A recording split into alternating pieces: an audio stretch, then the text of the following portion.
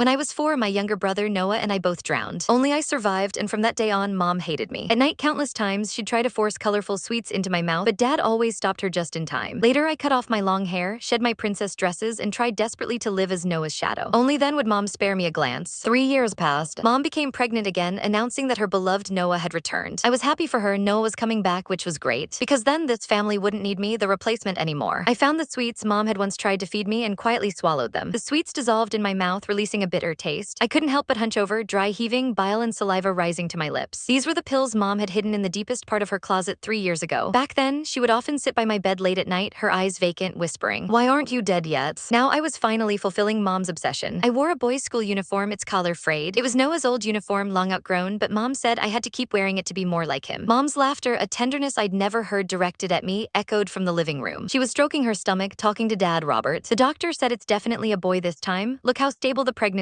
is." Her voice was sickeningly sweet. "Soon, I won't have to look at that blight on our family's face ever again." I wanted one last look at Mom's smiling face. Just as I reached the doorway, Dad saw me first, his brow furrowing. "Scarlett, why aren't you doing your homework?" His gaze swept over my uniform, then quickly flicked away as if he'd seen something offensive. Mom turned, her smile freezing instantly. "Who told you to come out? Your hair's grown out again. Didn't I tell you to cut it short, just like Noah's buzz cut?" She hurried over, her finger jabbing hard at my head. "Always causing trouble. When Noah is born, if you dare to bother him, I'll break your legs." I flinched back, the red mark on my forehead stinging. The sweets in my stomach seemed to be dissolving, a throbbing pain rising in my abdomen, forcing me to bend over. Dad started to come to my aid, but Mom blocked him. "Don't touch her, she's probably just faking it for sympathy." I bit my lip, saying nothing, slowly retreating to my room. With every step, my stomach felt like it was being twisted by knives. My limbs began to go numb, and even my hands clutching the doorframe trembled uncontrollably. I lay on the bed, my body starting to twitch. The door pushed open, it was Dad holding a glass of warm water. He placed the glass on my nightstand, hesitating for a long moment before saying, "Scarlett, your mom is pregnant. Her emotions are a bit volatile, so don't take it to heart." I shook my head, but only a weak whimper escaped. Dad's figure began to blur in my vision. Dad sighed, then simply pulled the blanket over me. "Get some good sleep, you'll be fine tomorrow." He closed the door as he left, and silence enveloped the room. I reached under my pillow for the small toy car, Noah's favorite. Most of its paint had chipped off, but I polished it clean every day. Mom said it was Noah's, and I had to keep it safe. Last time, when a classmate tried to take it, I fought desperately, taking a beating to get it back. Gradually, my vision blurred completely. I hugged the toy car tightly and closed my eyes. "Mom, Noah's coming back. You won't have to suffer looking at me, your replacement, anymore. This way, it's truly good." Slowly, I felt the pain fade away. Like a dandelion seed carried by the wind, I floated gently into the air, clearly seeing the small body on the bed. The crumpled school uniform clung to her face as white as paper, her lips an unnatural purplish blue. A smudge of undigested bile still clung to the corner of her mouth, and in her hand, she clutched that small toy car. Mom pushed the door open just as I was looking down at my own hands. They were transparent, allowing the sunlight to pass through them, revealing a photo of Noah. She didn't glance at me on the bed. Instead, she walked straight to the desk, picked up Noah's photo, and meticulously wiped it clean, murmuring, "Noah, Mom's going to buy you a new bassinet today. Do you like blue or yellow?" She turned to leave, accidentally kicking the bed frame. Only then did she impatiently glance at me on the bed, frowning. "Still sleeping? The sun's practically noon. Get up and make breakfast. Do you want to starve Noah and me?" I floated in front of her, trying to speak, but she couldn't hear me. She shuffled out in her slippers, still humming a lullaby. From the living room, I heard Dad, Robert scrambling eggs, and Mom's, Claire's instructions. "Add 2 more spoonfuls of sugar." Noah always loved sweets. I floated to the kitchen doorway, watching Dad put pancakes on a plate. They were heart-shaped. I used to love pancakes like that too, but ever since Noah died, Dad had only made round ones. He said Noah didn't like anything fancy. Mom took the plate, carefully placing it in the center of the dining table, as if worshipping a precious artifact. "Go wake her up for breakfast," Mom told Dad, her tone full of impatience. "Don't let her make us late for buying Noah's bassinet." Dad put down his glass of milk and walked towards my room. I followed behind him, watching him stand by the bed, reaching out his hand, then letting it fall onto the blanket instead. "Scarlett, time to get up." His voice was soft. "We're going to buy a bassinet today. Do you want to come with us?" The me on the bed didn't stir. Dad's fingers trembled, and he nudged my shoulder. "Scarlett." Mom's voice came from the living room. "What's taking so long? Is she faking sleep again?" She hurried in, saw Dad frozen by the bed, and immediately flared up. "She's definitely faking it. She just doesn't want us to buy Noah a bassinet. Let's just go without her. Noah is waiting." Dad didn't move. He looked at me on the bed, very agitated. "She's our daughter, too." "She is not," Mom shrieked. "My only child is Noah. She's the one who killed Noah." She grabbed the photo from the desk and smashed it to the floor. Glass shards cut Dad's hand. Dad didn't say a word, just quietly picked up the fragments, wrapping his wound with a tissue. The living room phone rang. It was Ms. Rodriguez, my teacher from school. Mom answered, her tone immediately softening. "Hello, Ms. Rodriguez, is this about Noah?" "Oh no, I mean about Scarlett." Hearing the teacher ask why I hadn't been to school, Mom's voice turned cold again. "She's just intentionally skipping school. Ms. Rodriguez, please don't bother with her. Let her fend for herself." She hung up the phone, then pulled Dad outside. "Let's go. Don't let her make us late for buying Noah's bassinet." Dad looked back at my room, his steps faltering, but Mom pulled him away. The moment the door closed, I saw Dad wipe his eyes. The house was eerily silent, only the ticking of the wall clock breaking the stillness. I floated to the bedside, looking at myself. My face was still round, but it was so gone it was unrecognizable, my chin unnaturally sharp. My hair had grown quite a bit, covering my eyes, not not short as Mom demanded. I remembered the last haircut. The stylist accidentally cut it a bit too short and Mom had yelled at him, saying he'd ruin Noah's look. When we got home, she made me kneel for 2 hours, then told me I wasn't worthy of having hair like Noah's. As I knelt there looking at Noah's photo, I suddenly felt very distant. In the afternoon, Mom and Dad returned, carrying a blue bassinet embroidered with little bears. Mom couldn't stop smiling, placing the bassinet in the center of the living room and telling Dad, "Noah will definitely love this. He always loved sleeping with a teddy bear." Dad glanced at my room, then quietly asked, "Shouldn't we check on Scarlett?" Mom's face instantly hardened. "Why check on her? She'll come out when she's hungry." She sat by the bassinet, gently rocking it, humming a lullaby, her eyes filled with a tenderness that could melt. I floated closer, looking at the blue bassinet. It was small, delicate, just what Noah would have liked. Mom used to say she'd buy it for his birthday, but Noah left before his birthday came. Now the bassinet was finally here, and its little owner would soon return in another form. Mom suddenly looked up, as if sensing something, and glanced towards where I was. I quickly floated to the ceiling. Her gaze swept over the empty living room, then she frowned and lowered her head, continuing to rock the bassinet. "Noah, Mom is waiting for you to come back," she whispered. "I'll never let you leave again." I looked at her profile, feeling no sadness at all. Mom was finally getting her Noah back, and I, the replacement, was finally fading away for good. This way, everyone could find happiness. On the third morning, a knocking on the front door echoed through the house, so loud it sounded like the door frame would splinter. I floated to the living room, watching Mom impatiently open the door. Ms. Rodriguez, my school teacher, stood outside. "Scarlett's mom." Ms. Rodriguez's face was stern. "Scarlett hasn't been to school for 3 days. I couldn't reach you by phone, so I came to check." She peered into the house. "Is Scarlett home?" Mom's face immediately darkened. She blocked the doorway, preventing Ms. Rodriguez from entering. "She's home, just throwing a tantrum and refusing to go to school. Please don't worry about her, I'll talk to her." "It's not about a tantrum," Ms. Rodriguez frowned. "Last week, some students reported that Scarlett was being bullied at school. Those kids were trying to pull off her clothes and splashing cold water on her. I wanted to discuss how to handle it with you, but I couldn't get a hold of you." Mom jumped up like a cat whose tail was stepped on. "Don't listen to those kids' nonsense. Scarlett must have provoked them herself. She's been mean-spirited since she was a child. She killed her brother, and now she wants to act pitiful at school for sympathy." Ms. Rodriguez's face grew even more serious. "Scarlett's mom, I saw Scarlett's injuries, they're all recent, and from what I understand, Scarlett was protecting a classmate when those children bullied her. She's very well behaved at school and works hard. You can't talk about her like that." "Well behaved, my foot?" Mom shrieked, her voice so loud it could be heard throughout the hallway. "If she were well behaved, how would Noah have died? She's a jinx. I shouldn't have let her live." Ms. Rodriguez was startled by her outburst, sighing, "If you continue like this, I'll have no choice but to contact Child Protective Services. Scarlett is a good child. You can't treat her this way." With that, she turned and left. Mom continued to curse behind her until Ms. Rodriguez's figure disappeared down the stairwell. After closing the door, Mom trembled with rage. She walked to my bedroom door and kicked it hard. "Scarlett, look at the trouble you've caused me. Now even the teacher is showing up at our door. Why don't you just die?" I floated beside her, looking at her distorted face, and suddenly remembered the drowning incident when I was 4. Noah and I fell into the river. I desperately clung to his hand, but the current was too strong, sweeping us apart. When I was rescued, I saw Mom crying, holding Noah's lifeless body. The first thing she said to me was, "Why aren't you dead yet?" Dad Robert emerged from his study, stopping Mom. "Stop yelling, the neighbors can hear you." His voice was low. "Scarlett hasn't eaten in 3 days. Let's go check on her." Mom shook off his hand. "Why check on her? She won't die." But this time, Dad didn't listen to her. He pushed open the door and entered the room. Mom hesitated, then followed him in. Dad walked over, pulling back the blanket. Sunlight fell upon my body. I could clearly see my pale face, my purplish lips, and the dried blood at the corner of my mouth. Hit follow and stay tuned for more updates.